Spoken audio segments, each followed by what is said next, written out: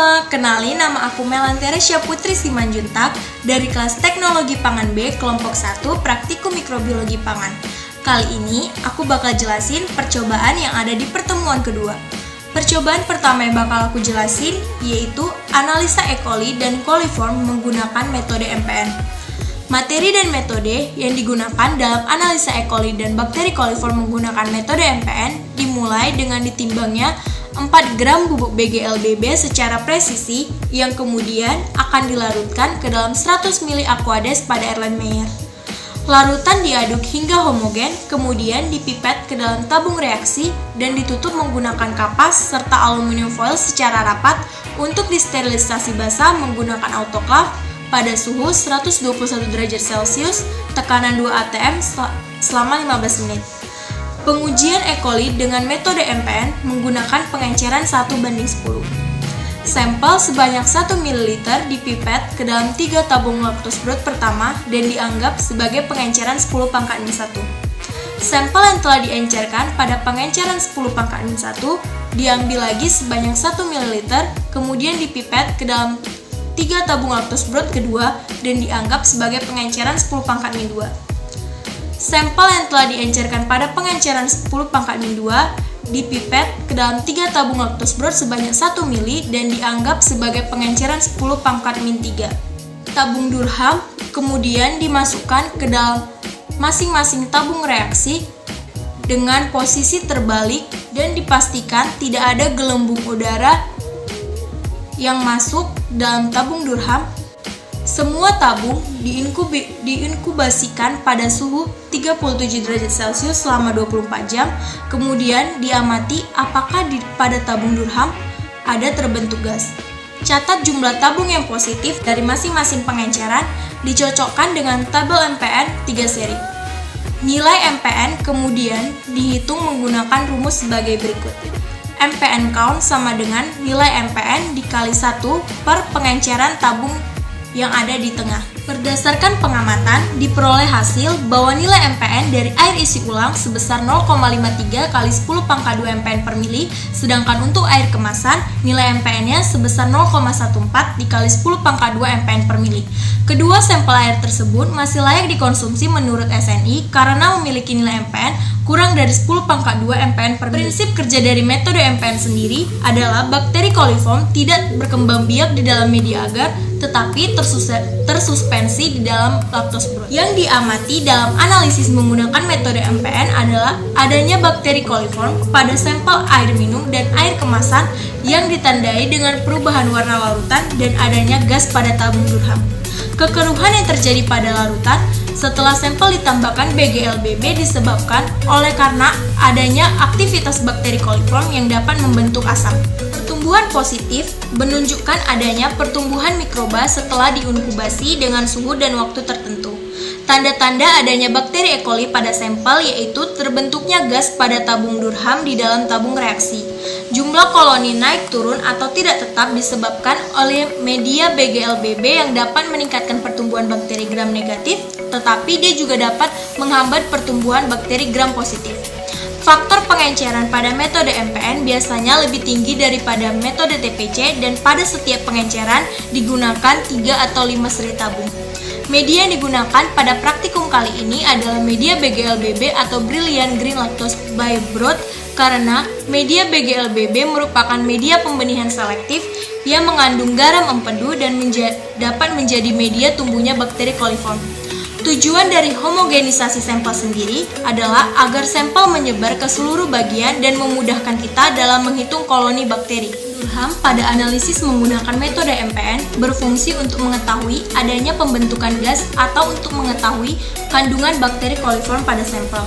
Gelembung gas pada tabung Durham menunjukkan adanya kerjasama dari beberapa bakteri coliform yang menunjukkan bahwa sampel tersebut mengandung bakteri coliform. Fungsi Bunsen dalam metode MPN adalah untuk menjaga alat dan sampel yang akan diuji agar tetap steril atau dalam kata lain untuk mencegah terjadinya kontaminasi. Faktor-faktor yang mempengaruhi kualitas air isi ulang adalah kondisi di sekitar depot, kebersihan alat, kebersihan individu, kondisi peralatan, serta proses dari distribusi. Fenomena yang terjadi selama pengamatan dengan metode MPN adalah peletakan tabung Durham ke dalam tabung reaksi yang dilakukan secara terbalik.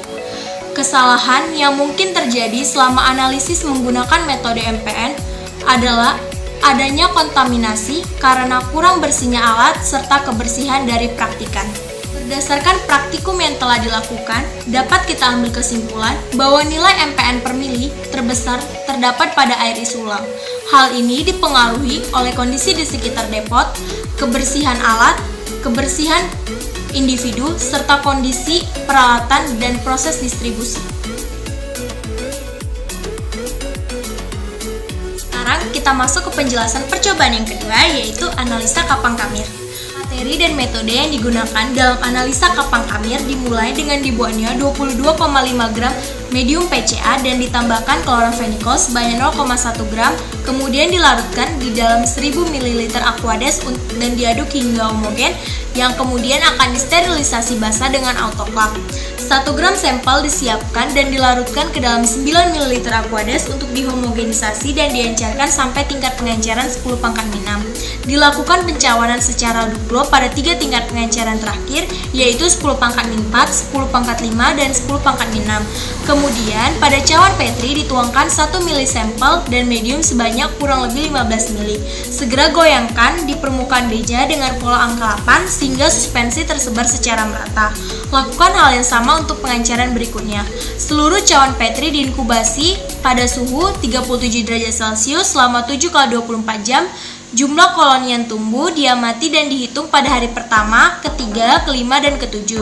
Cara menghitung jumlah koloni adalah koloni per mili sama dengan jumlah koloni dikali 1 per faktor pengenceran.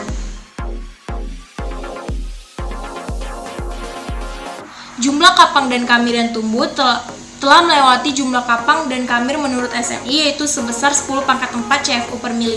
Berdasarkan hasil perhitungan diperoleh juga bahwa yang lebih banyak tumbuh adalah kapang dibandingkan kamir, di mana seharusnya kamirlah yang lebih banyak tumbuh dikarenakan kamir dapat menghambat pertumbuhan kapang patogen. Jamur yang terdapat pada sampel rati tawar adalah jenis kapang yang bernama Rhizopus stolonifer, di mana kapang ini awalnya berwarna putih, tetapi lama-kelamaan akan berubah warna menjadi coklat keabu-abuan bahkan mendekati hitam hingga dia disebut sebagai kapang roti hitam. Aspergillus fumigatus juga terdapat di roti tawar. Jamur ini termasuk jenis kapang dengan ciri-ciri berwarna hijau tua dengan pinggiran berwarna putih. Prinsip dari metode TPC pada analisa kapang kamir adalah untuk menurunkan jumlah koloni kapang dan kamir dengan cara menghitung jumlah koloni yang tumbuh pada media agar, dalam hal ini adalah medium PCA. Kapang memiliki ciri-ciri yaitu merupakan fungi multiseluler dan memiliki filamen.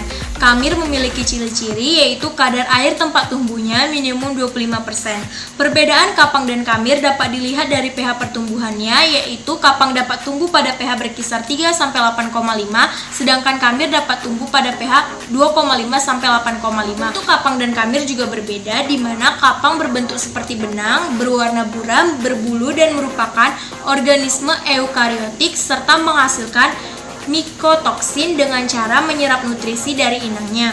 Sedangkan kamir memiliki bentuk berwarna putih licin dan merupakan organisme uniseluler. Kapang dan kamir dapat tumbuh di roti karena roti termasuk makanan yang mengandung karbohidrat yang cukup tinggi, di mana karbohidrat merupakan substrat yang baik bagi pertumbuhan kapang dan kamir.